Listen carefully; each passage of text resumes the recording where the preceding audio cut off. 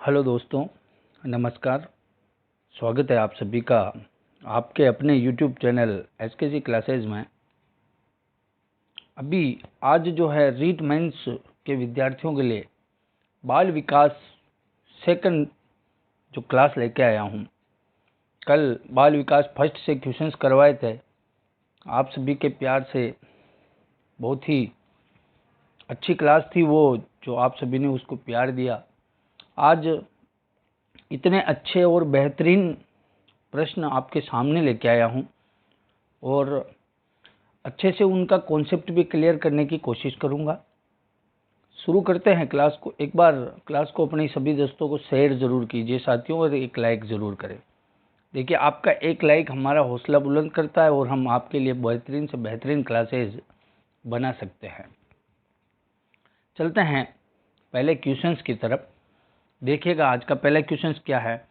देखिए, ये क्वेश्चंस जो मैं करवा रहा हूँ 100% जो है वो आपके एग्ज़ाम में आने वाले हैं, क्योंकि बाल विकास एक ऐसा टॉपिक है जहाँ से 2-3 क्वेश्चंस हर एक प्रत्येक एग्ज़ाम, कोई सा भी साइकोलॉजी संबंधित कोई सा भी एग्ज़ाम हो, वहाँ पर बाल विकास से संबंधित 2 से 3 क्वेश्चंस पूछे ही जाते हैं। 100% कहता हूँ मैं। रीट के लिए तो ये रामबाण साबित है। बाल विकास को अच्छे से समझ लिया ना, तो बाकी आगे आने वाले चैप्टर्स जो है को रिलेटेड चैप्टर है, वहाँ आपको अपने आप समझ बन जाएगी। देखिएगा पहला क्वेश्चन, विकास केंद्र से परिधि की ओर अग्रसर होता है। विकासात्मक दिशा का यह सिद्धांत क्या कहलाता है। विकास की दिशा का सिद्धांत पढ़ रहे हैं। विकास सिद्धांत अपन बात कर रहे हैं, विकास के सिद्धांत। ये पूछ रहा है केंद्र से परिधि की ओर।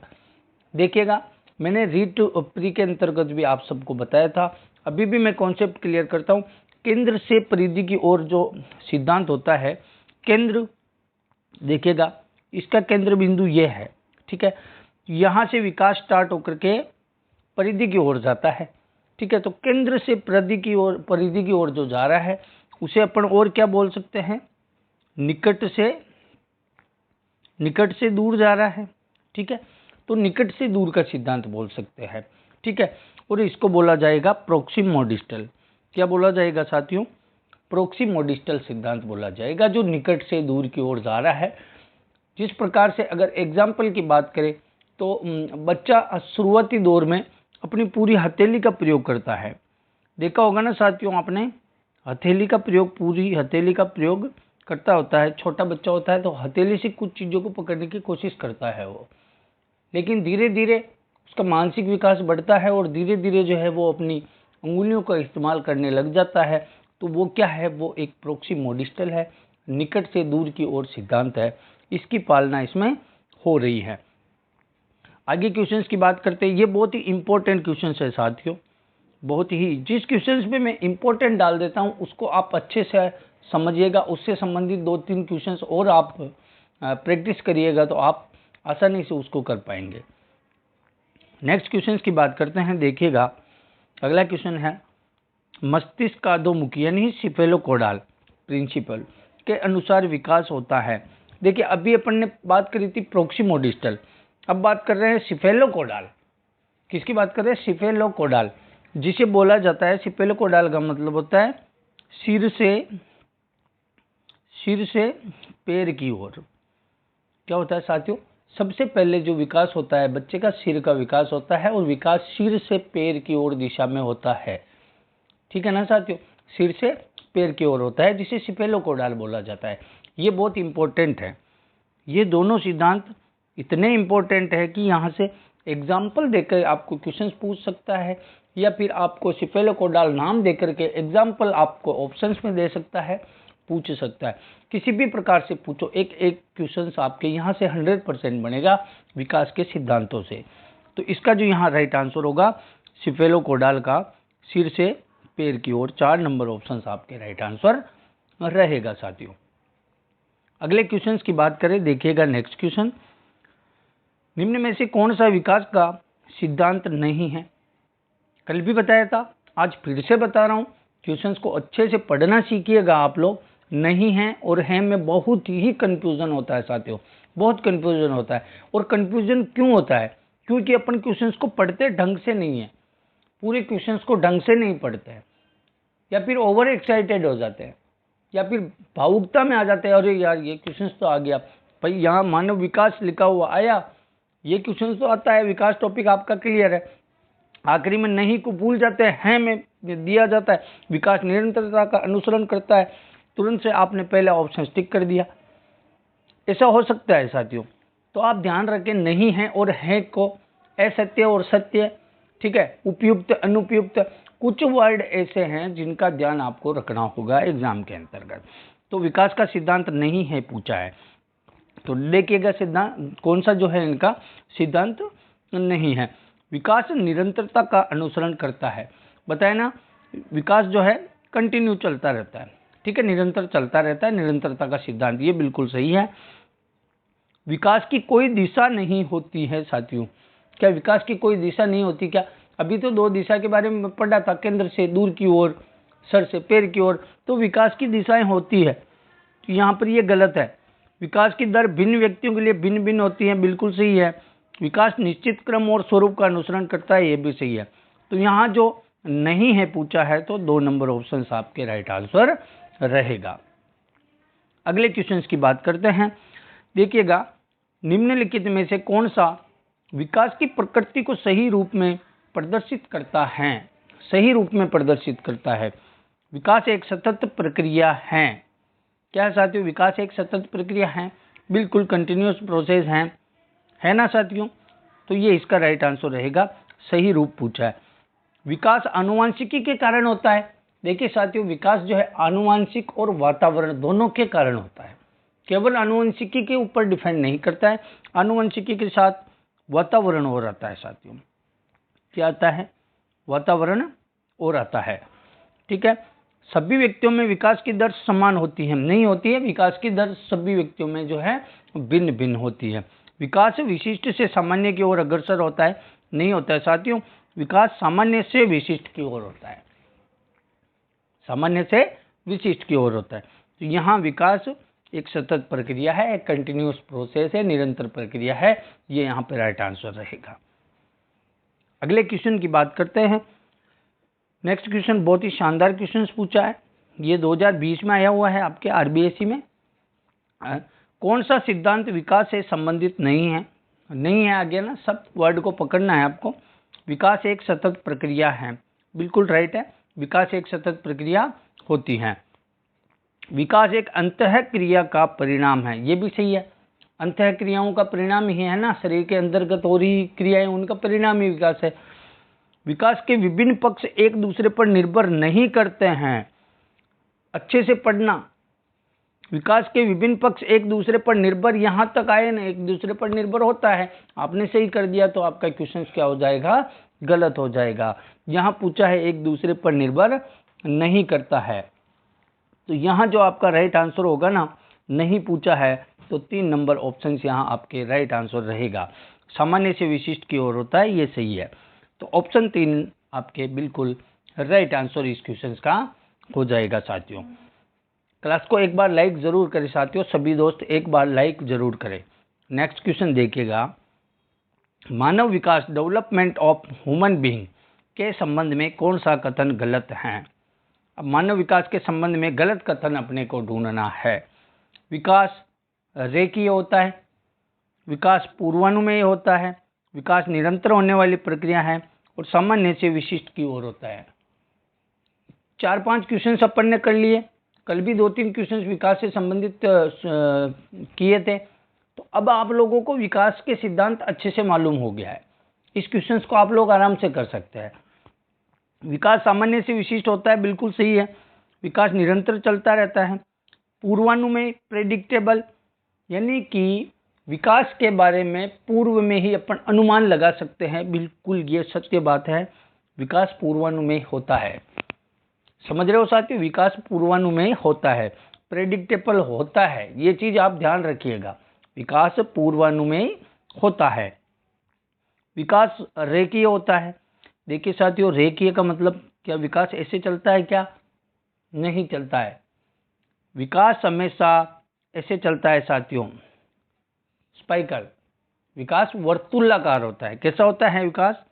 विकास वर्तुलाकार दिशा में चलता है। समझ रहे हो? इसका मतलब होता है कि जैसे ऐसे चलेगा ना विकास, एक दूसरे को कंबाइंड में लेते हुए विकास चलता है। ठीक है, आपस में एक दूसरे पर निर्भर होता है। तो यहाँ लाइनर नहीं होगा। ठीक है, राइट आंसर यहाँ 1 नंबर ऑप्शन होगा, क्योंकि यहाँ पे गलत कथन पूछा है।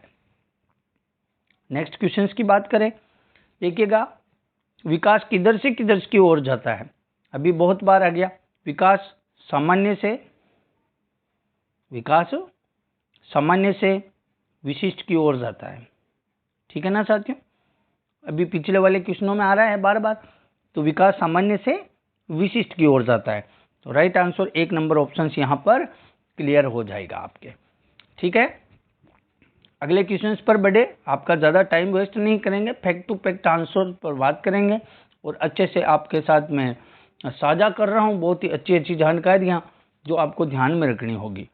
देखिएगा बहुत ही शानदार क्वेश्चन है, मैं इस पर इम्पोर्टेंट लगा देता हूँ। बहुत ही अच्छा क्वेश्चन है, बहुत ही शानदार, लाइब्रेरियन 3rd ग्रेड में आया हुआ क्वेश्चन है। देखिएगा क्वेश्चन को अच्छे से पढ़ना है। बालक का विकास सिर से प्रारंभ होकर पैर की दिशा में होता है। अभी अपन पढ़ के आए हैं, सिर से पैर की ओर कौन सा सिद्धांत होता है? सिफेलोकोडाल होता है ना साथियों, सिफेलोकोडाल अभी पढ़ा है अपन ने। ठीक है, तो अब ये यही पूछ रहा है कि यह कथन विकास के किस सिद्धांत से संबंधित है? सिर से पैर की ओर, सिफेलोकोडाल को और क्या बोलते हैं? सिफेलोकोडाल क्या है? सिर से पैर की ओर, ये क्या है?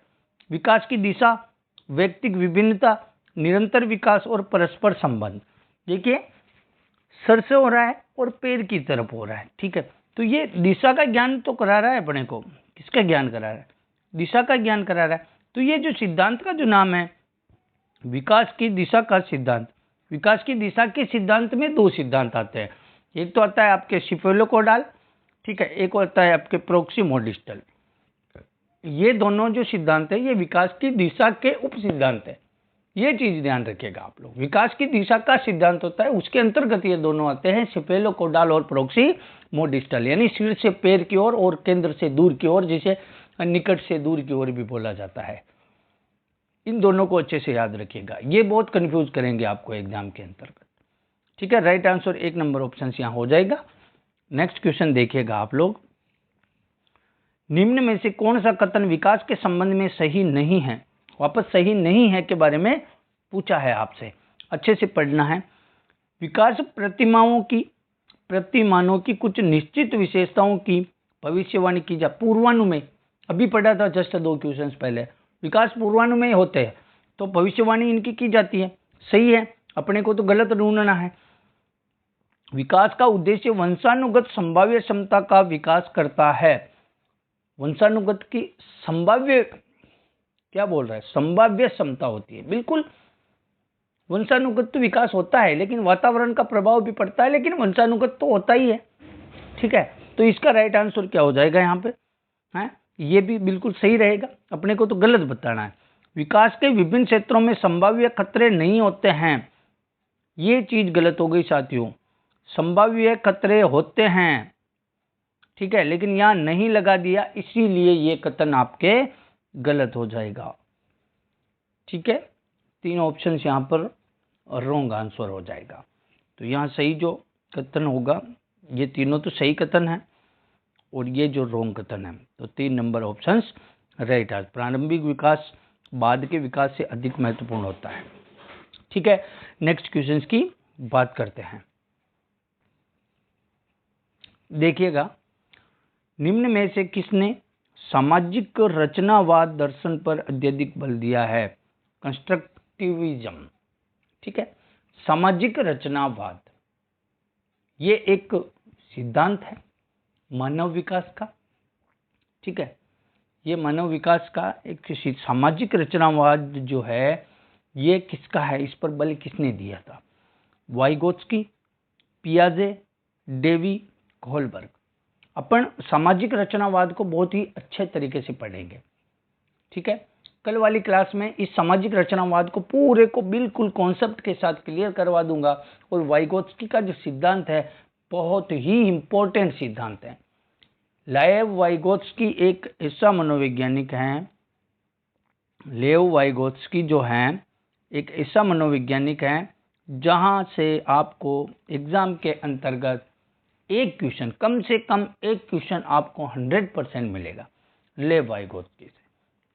तो सामाजिक रचनावाद की बात हो रही है तो इसका आंसर क्या हो जाएगा? लेव वाइगोत्स्की आंसर रहेगा। कल बहुत ही डिटेल में पढ़ेंगे इसको, ठीक है। एक क्वेश्चन इसका और ले लेते हैं, देखिएगा उसको। निकटस्थ विकास का क्षेत्र ZPD की अवधारणा। ZPD क्या है?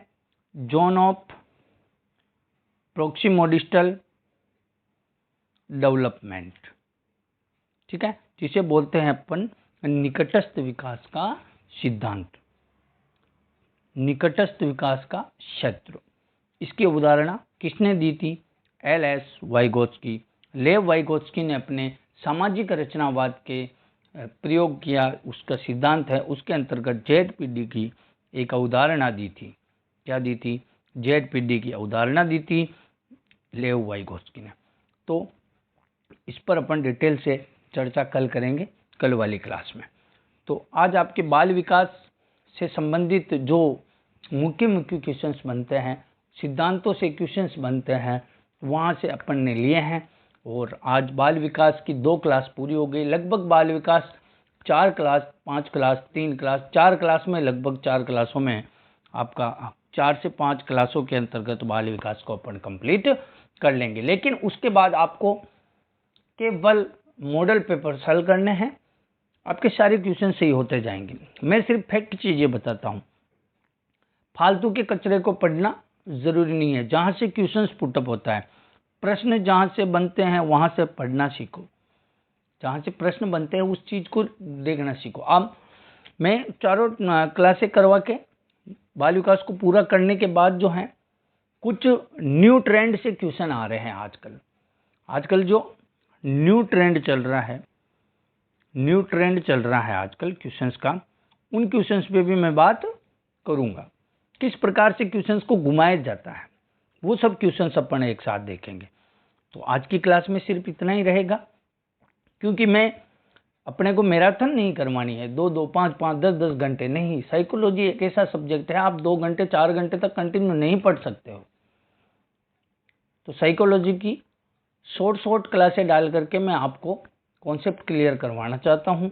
और रेगुलर आप 1-1.5 घंटा साइकोलॉजी को पढ़िएगा, आप आसानी से कर पाएंगे रीट मेंस के अंतर्गत। ठीक है साथियों, मिलते हैं कल वाली क्लास में। और अभी तक आपने हमारे चैनल को सब्सक्राइब नहीं किया है तो एक बार सब्सक्राइब जरूर करें साथियों। हम आपके लिए इतनी अच्छी कंटेंट जो है हम आपके लिए साझा करते हैं आपके साथ। बहुत ही शानदार कंटेंट, आपको पेड कोर्सेज में देखने को नहीं मिलेगा। ये कंटेंट इतने अच्छे तरीके से कॉन्सेप्ट क्लियर के साथ हम आपको करवा रहे हैं। तो एक बार क्लास को सब्सक्राइब तो ज़रूर करें। और ये सारी PDF जो है, ये सारी जो PDF हैं हम आपको टेलीग्राम चैनल पर दे देंगे। टेलीग्राम पर हम आपके सारी PDF डाल देंगे। हाँ, आप चाहते हो कि हम रिवीजन करें, बार बार क्लास ना देखें, तो हम PDF दे देंगे आपको, वहाँ से प्रैक्टिस कर सकते हो वापस। ठीक है, तो PDF आपको टेलीग्राम चैनल पर मिलेगी। टेलीग्राम चैनल की लिंक आपको क्लास के डिस्क्रिप्शन में मिलेगी, कमेंट बॉक्स में ऊपर ही ऊपर पिन किया हुआ है, वहाँ से आप टेलीग्राम चैनल को ज्वाइन कर सकते हैं। ठीक है, आप लोग शैशवावस्था की विशेषता नहीं है। आज अपन शैशवावस्था, बाल्यावस्था और किशोरावस्था तीनों का संपूर्ण अध्ययन करेंगे। तीनों में जो कॉमन चीज होती हैं, जहाँ से ही एग्जामिनर जो है एग्जाम में क्वेश्चंस पुटअप कर लेता है, वो कौन सी चीज़ है, वो कॉमन बातें कौन सी हैं जहाँ से बार बार क्वेश्चंस आते हैं, उन क्वेश्चंस को देखेंगे अपन। ठीक है ना। तो यहाँ शैशवावस्था की विशेषताएं नहीं है पूछा है, मैं रोजाना हाईलाइट करता हूँ। नहीं है, उपयुक्त हैं, अनुपयुक्त हैं, कौन सा कथन सही है, कौन सा कथन सही नहीं है, मतलब इन चीज़ों को पकड़ो आप। क्वेश्चंस में गलती कैसे करवाता है एग्जामिनर। ठीक है, तो शैशवावस्था की विशेषता नहीं है पूछा है। सीखने की प्रक्रिया में तीव्रता, जिज्ञासा की प्रवृत्ति, अनुकरण द्वारा सीखने की प्रवृत्ति और चिंतन प्रक्रिया। देखिए, शैशवावस्था में क्या होता है, सीखने की प्रक्रिया, तेज होती है साथियों, बिल्कुल होती है।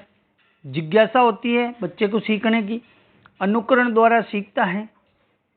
चिंतन प्रक्रिया साथियों शैशवावस्था की नहीं होती है, ये चीज ध्यान रखिएगा आप। चिंतन शैशवावस्था में नहीं होता है, तो यहाँ नहीं पूछा है, तो 4 नंबर ऑप्शन यहाँ राइट आंसर हो जाएगा। ठीक है, बढ़ते हैं नेक्स्ट क्वेश्चंस की ओर। अगला क्वेश्चन है, शैशवावस्था होती है, शैशवावस्था किस अवस्था को कहा जाता है, अवधि कितनी होती है। देखिए, शैशवावस्था होती है 0 से लेकर के 5 वर्ष को आप शैशवावस्था बोलेंगे, 0 से 5 वर्ष। ठीक है साथियों, और 0 से कभी कभी 0 से 6 वर्ष भी आ जाता है, वो भी आप सही मानेंगे जब ये ऑप्शन नहीं हो तो।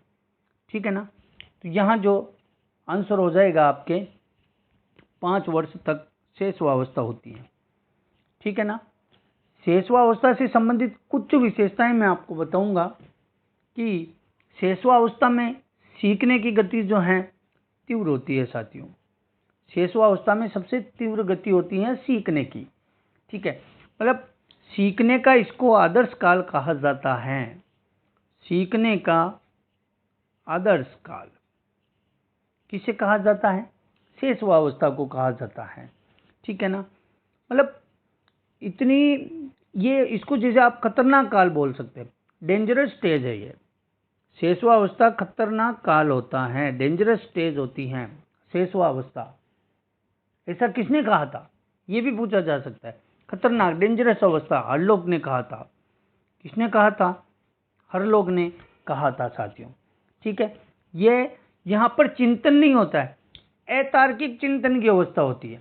शैशवावस्था जो होती है ना, अतार्किक चिंतन की अवस्था होती है, अतार्किक चिंतन जिसमें कोई तर्क नहीं हो। ठीक है ना, देखिएगा नेक्स्ट क्वेश्चंस की बात करते हैं। अगला क्वेश्चन बोल रहा है, वृद्धि निम्नलिखित कालों में से किस काल में सबसे अधिक होती है। वृद्धि की बात हो रही है, तो वृद्धि किस काल में सबसे ज्यादा होती है, ये क्वेश्चन पूछा गया है। शैशव काल, बाल्यावस्था, प्रौढ़ावस्था या फिर उपरोक्त सभी। देखिए, वृद्धि की बात करें तो वृद्धि सबसे ज्यादा जो होती है ना, तीव्र गति से सबसे ज्यादा वृद्धि शैशव काल में होती है साथियों, जिसे आप शैशवावस्था बोलते हैं, शैशव अवस्था बोला जाता है। ठीक है, शैशव काल में सबसे तीव्र वृद्धि होती है, सबसे ज्यादा वृद्धि होती है। ठीक है, अगला क्वेश्चन देखिए, इंपॉर्टेंट फैक्ट है, ये चीजें ध्यान रखना। किस आयु में सामान्य वर्ग मतलब बालक जो है वर्ण एवं अक्षरों को लिखना प्रारंभ कर देता है, कौन सी आयु के अंतर्गत लिखना प्रारंभ कर देता है बच्चा, तो इसके अंतर्गत कौन सी आयु आएगी भाई, बताइए कौन सी आयु आएगी। क्या 8 से 10 वर्ष, 6 से 8 वर्ष, 4 से 5 वर्ष या 1 से 3 वर्ष। तो इसका जो राइट आंसर होगा साथियों, बच्चा वर्ण और अक्षरों को लिखना प्रारंभ करता है 4 से 5 वर्ष के अंतर्गत। कब लिखता है, 4 से 5 वर्ष के अंतर्गत। ठीक है, नेक्स्ट बात करते हैं आगे की। शारीरिक मानसिक व्यक्तित्व विकासों की मूल आधारशिला किस काल में रखी जाती है।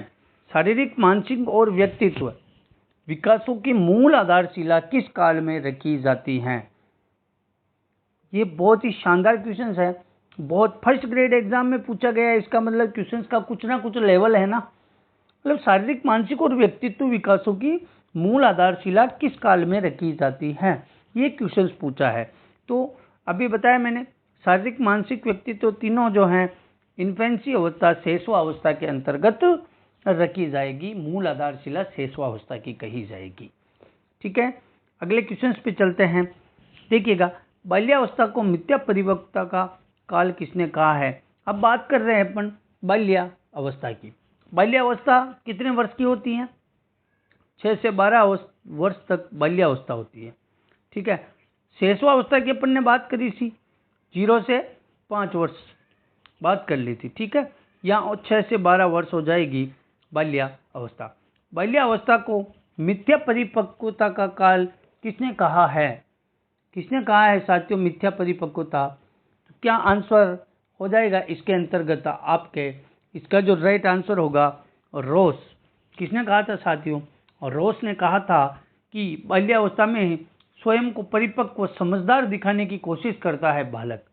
क्या करता है? स्वयं को समझदार दिखाने की कोशिश करता है, और इसे मिथ्या परिपक्वता का काल कहा जाता है। ठीक है, बढ़ते हैं अगले क्वेश्चन पे। निम्न में से किस अवस्था में बालक अपने समकक्षी वर्ग पीयर ग्रुप के सक्रिय सदस्य बन जाते हैं? कहने का मतलब ये जो अवस्था होती ना, वो टोली की अवस्था कहलाती है। ये पूछना क्या चाह रहा है? समकक्षी वर्ग यानी पीयर ग्रुप्स बनाता है, ठीक है, उसका सक्रिय सदस्य बनता है, यानी कि एक टोली बन जाती है, 5-6 लड़के, 7-8, 10 लड़के। ठीक है, तो ये काल होता है, तो ये बाल्यावस्था होती है। बाल्यावस्था में बच्चे ग्रुप्स बनाते हैं, ठीक है ना, और वो जो ग्रुप्स है ना, बाद में निरुद्देश्य भ्रमण करते हैं। निरुद्देश्य, जिनका कोई उद्देश्य नहीं होता है, लेकिन इधर उधर दौड़ते रहते हैं, समझ रहे हो, इधर उधर बिना काम के ही भ्रमण करते हैं, उसे निरुद्देश्य भ्रमण कहा जाता है। ठीक है, यहाँ सबसे नहीं की प्रवृत्ति पाई जाती है। बाल्यावस्था में नहीं की प्रवृत्ति, अगर आप किसी काम के लिए बोलो ना तो ना करेगा बच्चा, नहीं। ठीक है, आप कहोगे ये काम कीजिए, नहीं, बस नहीं की प्रवृत्ति यहाँ पर होती है, और निरुद्देश्य भ्रमण इसमें पाया जाता है। तो ये आपके बाल्यावस्था की बात हो जाएगी। अगला क्वेश्चन देखिएगा, आगे जो क्वेश्चन है क्या कह रहा है? कौन सी अवस्था में बच्चों को हस्तशिल्प औजारों के प्रयोग और खिलौने बनाना, बागवानी आदि शिक्षा देनी चाहिए? देखिए, खिलौने बनाना और हस्तशिल्प औजारों का प्रयोग करना, ये सब चीज़ें, बागवानी आदि की शिक्षा अपने को कब देनी चाहिए बच्चे को? शेषवावस्था, बाल्यावस्था, किशोरावस्था। तो यहाँ जो राइट आंसर होगा ना साथियों, वो हो जाएगा बाल्यावस्था। बाल्यावस्था के अंतर्गत अपने को खिलौने बनाने, औजारों का प्रयोग करना, ये सब चीज़ों से अवगत करा देना चाहिए। अगला क्वेश्चन देखिएगा, किसने शिशुओं के मस्तिष्क को खाली स्लेट माना है?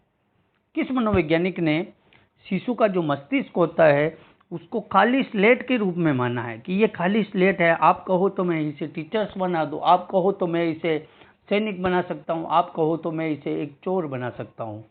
ये किसने कहा था साथियों? तो इसका राइट आंसर क्या हो जाएगा? इसका राइट आंसर जॉन लॉक हो जाएगा साथियों। किसने कहा था कि बच्चे का जो मस्तिष्क है वो एक खाली स्लेट है? जॉन लॉक ने कहा था कि बच्चे का मस्तिष्क एक खाली स्लेट के रूप में होता है। नेक्स्ट क्वेश्चन देखिए आप। अगला क्वेश्चन क्या कहता है कि नकारात्मक व्यवहार विकास की किस अवस्था में सामान्यतः देखा जाता है?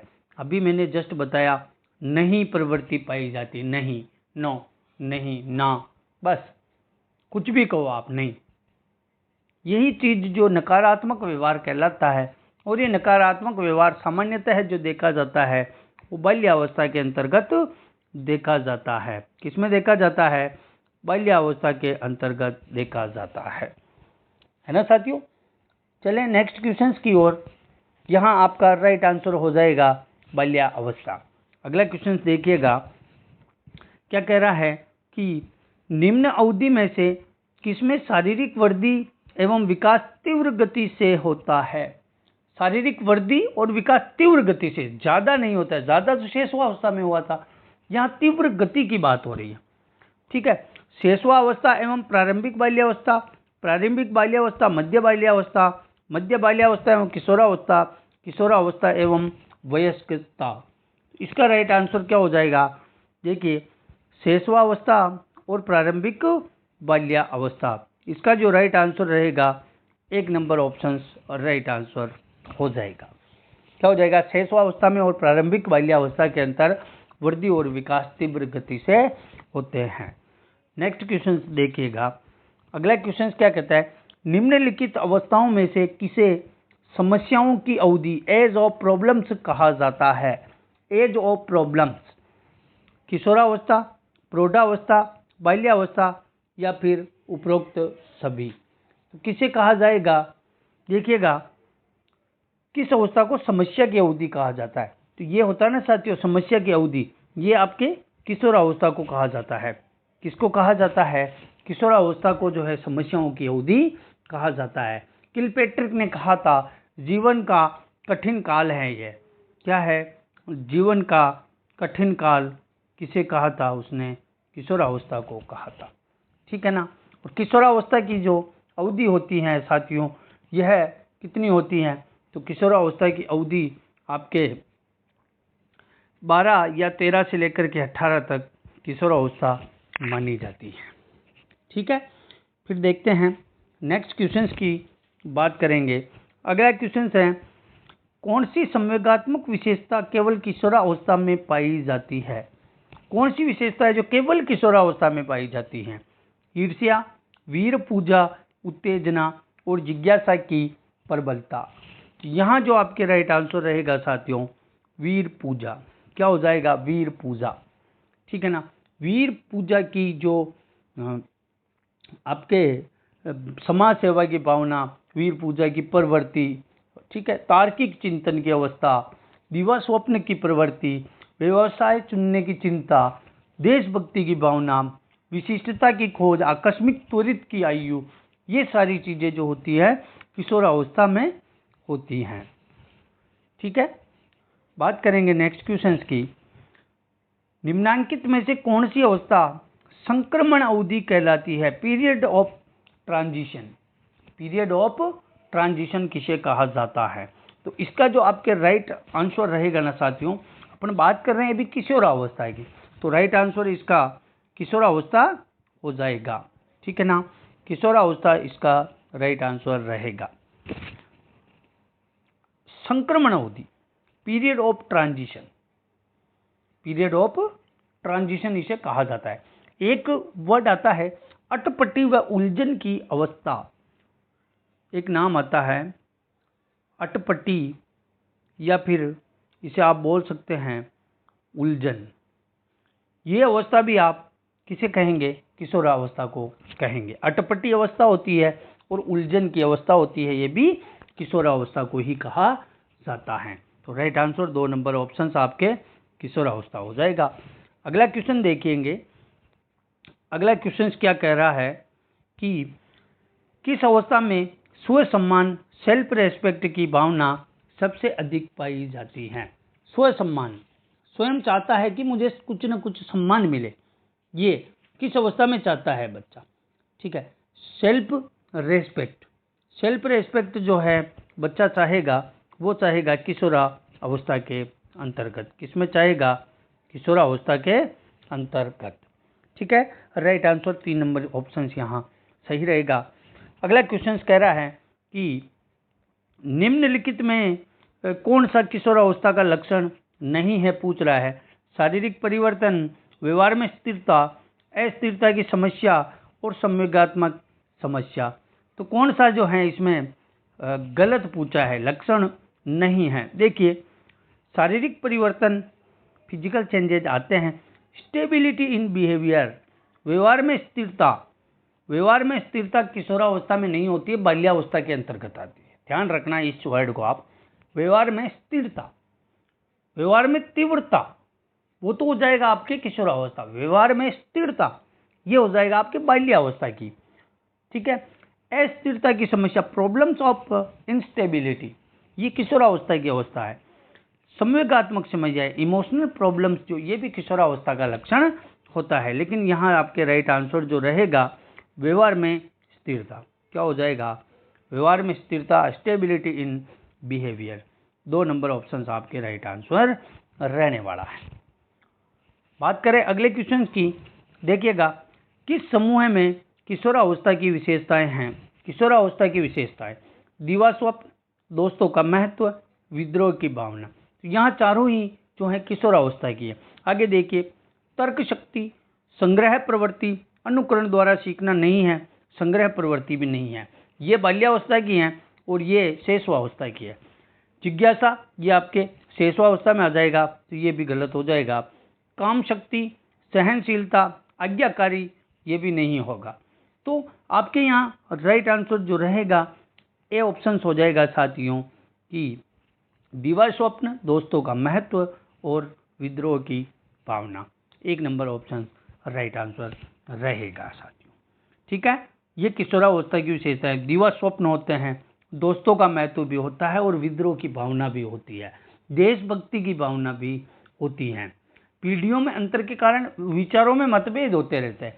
समाज सेवा की भावना, कुछ भावनाएं जुड़ी हुई है किशोरावस्था में। देशभक्ति की भावना, ठीक है, दो विद्रोह की भावना, उसके साथ होती है आपके समाज सेवा की भावना, ठीक है ना। विषमलिंगी प्रेम किसमें होता है? विषमलिंगी प्रेम किसमें होता है बताइए? विषमलिंगी प्रेम होता है साथियों किशोरावस्था में। अगर समलिंगी की बात हो जाए, समलैंगिक व्यवहार ये आपके आ जाएगा बाल्यावस्था के अंतर्गत। लड़का लड़के के साथ, गर्ल्स गर्ल्स के साथ ग्रुप्स बनाना पसंद करते हैं, ठीक है। अगले क्वेश्चन की बात करें, किशोरावस्था बड़े संघर्ष, तूफान, तनाव या फिर झंझावत की अवस्था है। Adolescence is a period of great stress and strain, storm and strike. किसने कहा था कि ये बड़े संघर्ष, तूफान, तनाव, झंझावत की अवस्था है? किशोरावस्था के बारे में ये वर्ड किस मनोवैज्ञानिक ने यूज किया था साथियों? तो इसका राइट हो जाएगा स्टैनले हॉल। किसने कहा था ये? स्टैनले हॉल ने कहा था साथियों। किसने कहा था? स्टैनले हॉल ने कहा था। 3 नंबर ऑप्शन यहाँ राइट आंसर रहेगा साथियों। तो आज की क्लास में सिर्फ इतना ही। कल अपन बाल विकास के जितने भी बचे हुए क्वेश्चंस हैं, प्रीवियस पेपर्स में आए हुए क्वेश्चंस हैं, उन सबको कल की क्लास में लेने की पूरी कोशिश करेंगे और कल आपके इस टॉपिक को समाप्त करेंगे। अगर कल नहीं हुआ तो परसों ये जो टॉपिक रहेगा लास्ट रहेगा। तो बहुत बड़ा टॉपिक था, यहाँ से 100% क्वेश्चन पुटअप होता रहता है।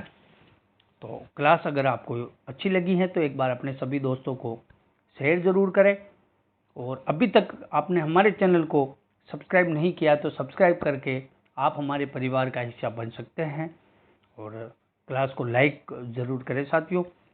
आपका एक लाइक और सब्सक्राइब शेयर ही हमारे लिए मोटिवेशन का काम करता है। हम आपके लिए अच्छा संकलन करेंगे, पिछले पुराने पेपर्स का समाहार करके आपके लिए अच्छे से अच्छे क्वेश्चंस और उसका जो ट्रीटमेंट करेंगे पूरा, ठीक है ना साथियों। मिलते हैं नेक्स्ट क्लास में, तब तक के लिए आप सभी का बहुत बहुत धन्यवाद।